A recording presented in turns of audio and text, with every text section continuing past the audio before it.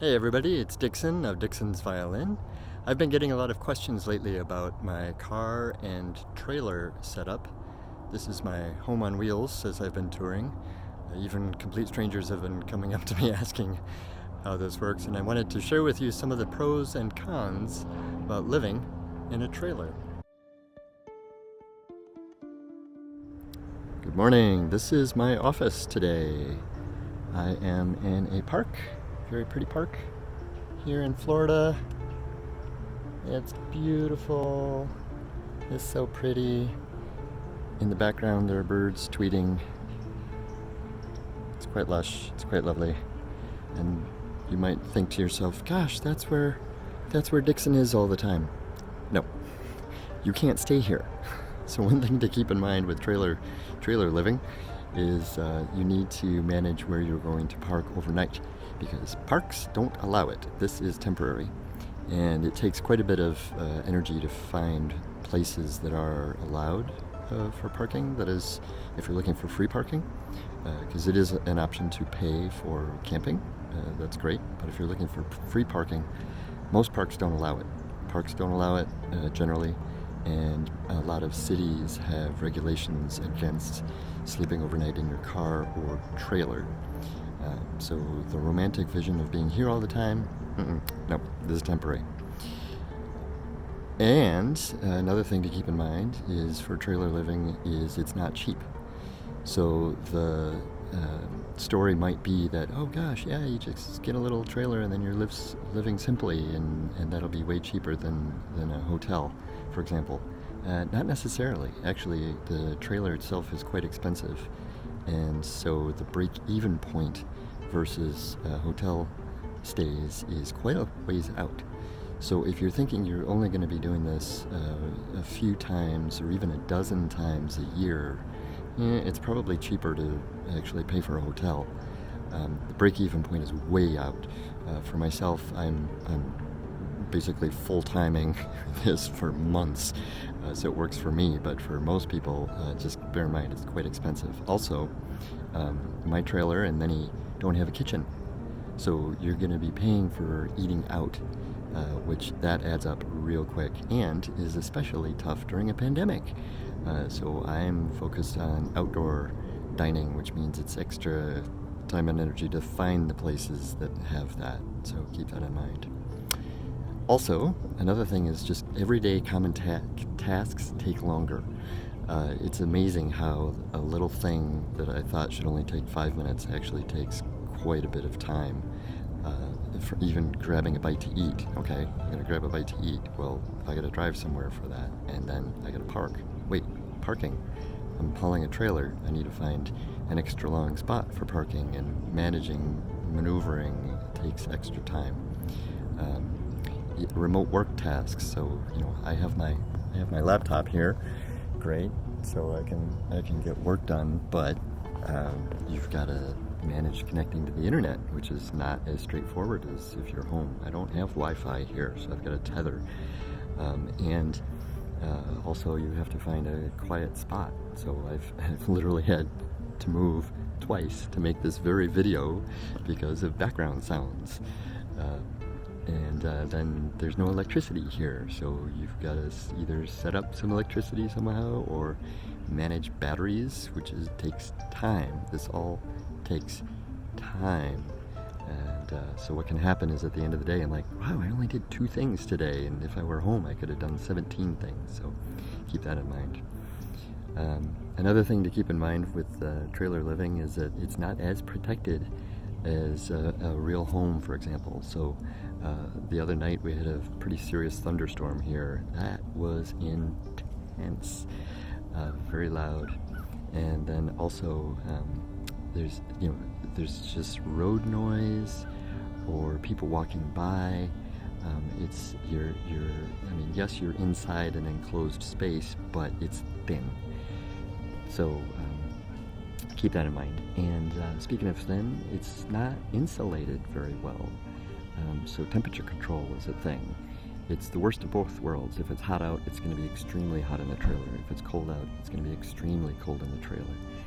So you need to put time and energy into managing that. So constantly adjusting the windows, the top vent, the fan, or if it's cold out, managing, okay, I've got a little space heater that works great, but you've got to have power for that space heater. Heaters take a lot of juice, so you need to deal with setting that up.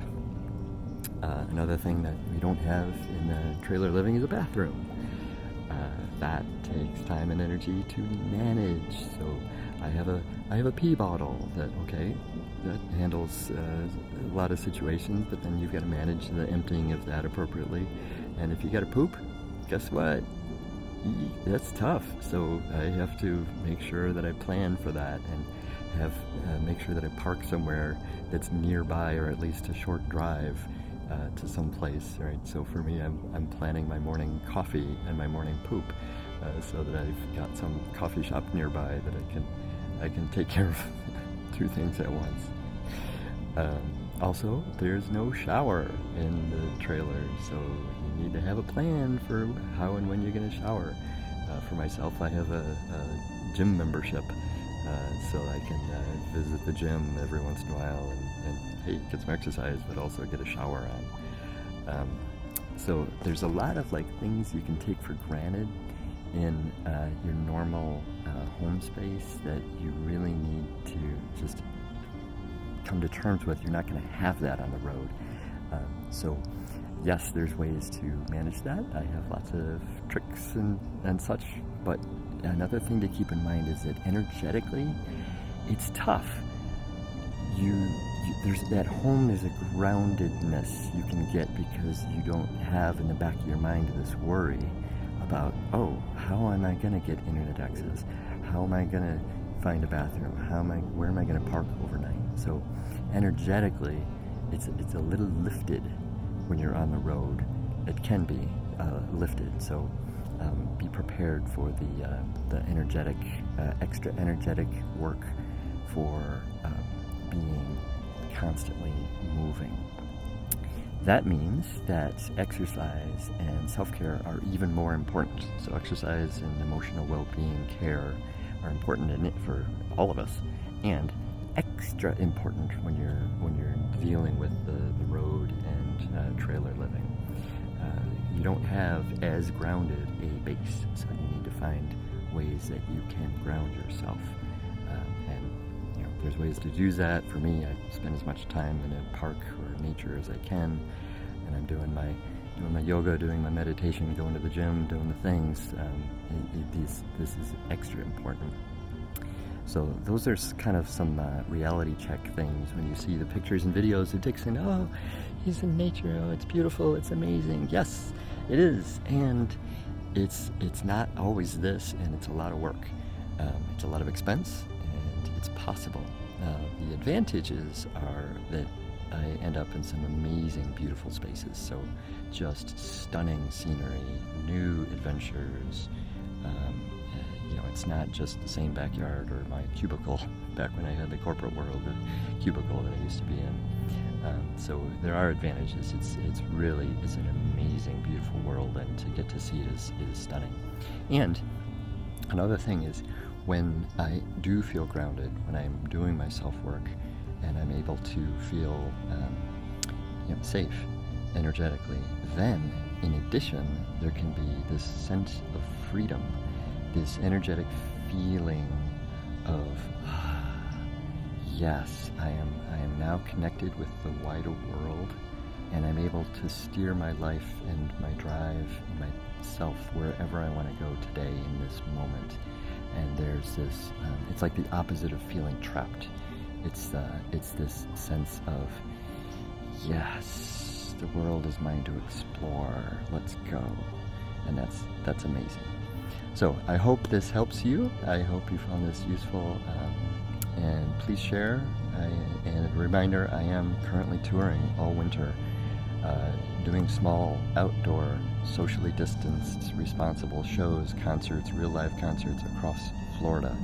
So be sure to check my website and Facebook page for the tour schedule. I got a number coming up in the Tampa, St. Petersburg area this next couple weekends, and then coast to coast. So north, south, east, west Florida, watch my Facebook page and I appreciate your support so very much. Much love. Cheers.